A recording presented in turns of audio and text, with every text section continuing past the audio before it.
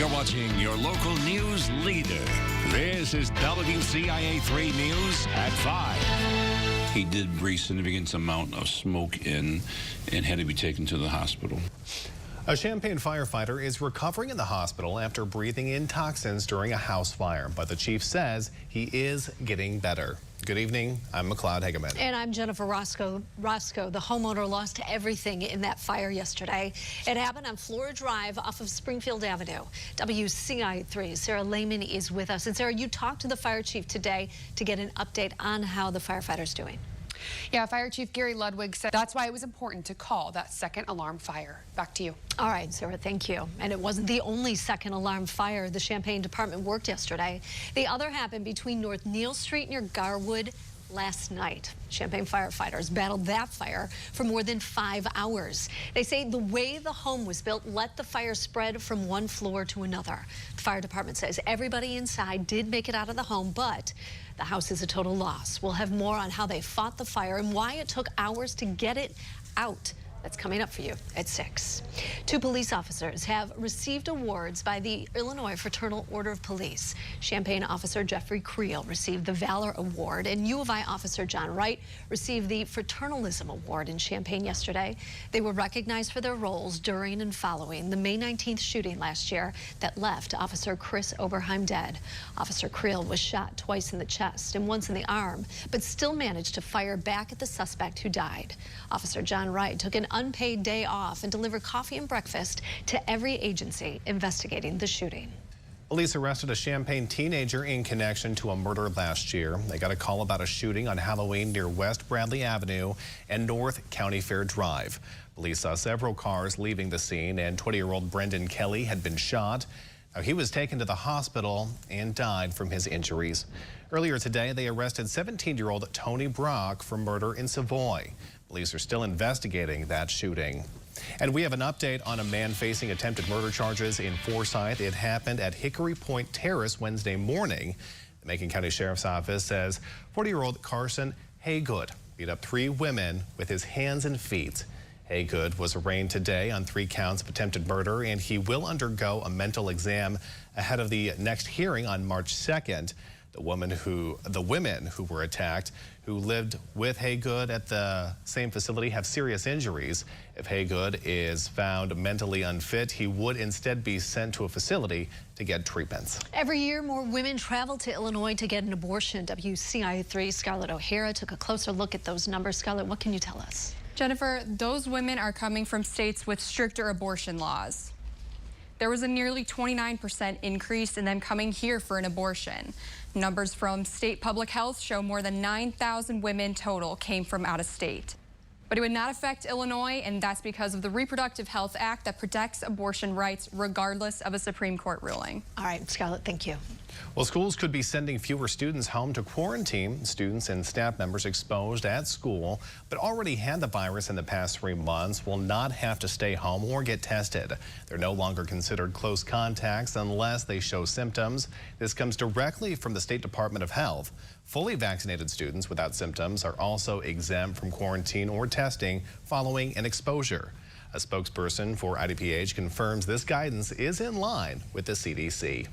And here's a look at the latest coronavirus numbers across the state. There are more than 14,000 new cases and 149 more people have died. The positivity rate has dropped again. It's now sitting at 13.8%. Holocaust Memorial Day is being marked around the world. It's been 77 years since Auschwitz, the largest Nazi death camp, was liberated. Tina Kraus has more on the survivors who are still sharing their stories. Holocaust Memorial Day also remembers people killed in genocides that happened in Cambodia, Rwanda, Bosnia, and Darfur. We'll show you how people remember the day in central Illinois tonight at 6. This morning's snow did not help drivers on the road. It started around 6 a.m., didn't last long, but black ice caused 2 crashes. The first was a 2-trailer FedEx truck on I-57. It happened south of Tuscola. Its back end flipped over. The other was near Posodum. A truck and trailer hit the guardrail and flipped over into a ditch. No one was hurt in either crash. Well, esports have become very popular in the last few years. We're going to take you to a new program that lets kids get the chance to play them together. Plus this. The White House is celebrating another sign of a rebounding economy. I'm Rashad Hudson in Washington. Hear why not everyone is feeling the impact. I'll have more on this story coming up. Live from your local news leader, Jennifer Roscoe, McLeod Hageman, and Central Illinois' most accurate forecast with meteorologist Kevin Lighty. You're watching WCIA 3 News at 5. New numbers from the Commerce Department. The U.S. economy grew last year at the fastest rate since the mid-'80s. But will this help inflation? Washington correspondent Rashad Hudson takes a look. All right, so hey. Hey, what's up? There was white fluffy things in the air today. What is that, Kevin? It was snow. What?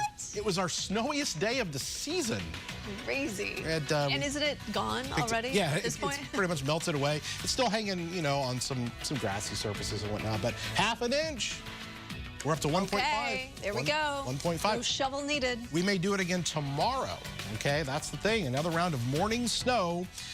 I don't want you to get caught off guard. We mentioned last night's snow for this morning, and we're going to talk about tomorrow's snow. Come back, we'll show you that. And next week's system that could be even messier coming up. Winter system that may actually eventually bring us our first real accumulating snow of the year. Could be on the books for next week. Stay tuned. Getting excited? We are actually. We're like, oh, here we go. I was going to say, it's giving you something to talk about. Yeah. This could be it. It's been a rough winter.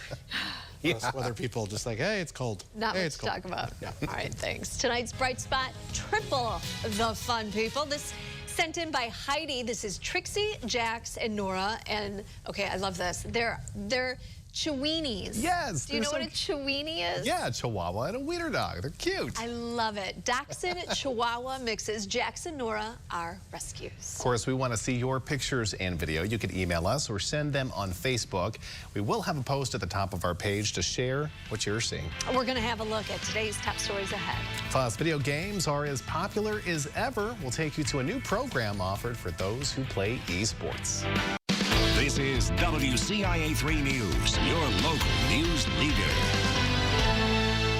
Kids have a new place to play video games in Coles County. That's right. The Mattoon YMCA has started a new program for people interested in esports. WCIA 3's Bradley Swain got to check out that new addition. So, Bradley, what's the setup like? Yeah, the new program is an esports league. Your local news leader. Looking pretty cool. All right. Thank you so much, Bradley. We have a look at what's making headlines in Central Illinois next. And that includes an update about a firefighter recovering in the hospital. Here's a look at top stories across Central Illinois tonight. A Champaign firefighter is recovering in the hospital after breathing in toxins during a house fire. He was inside when one of the water streams knocked off his face mask and helmet. The firefighter was able to get out when it happened. He was taken to the hospital and had to be intubated to help him breathe, but they have since removed that tube. We also have an update on a man facing attempted murder charges in Forsyth. It happened at Hickory Point Terrace Wednesday morning. The sheriff's office says 40-year-old Carson Haygood beat up 3 women with his hands and feet. Haygood was arraigned today on 3 counts of attempted murder, and he will undergo a mental exam ahead of his next hearing that's set for March 2nd. The women who were attacked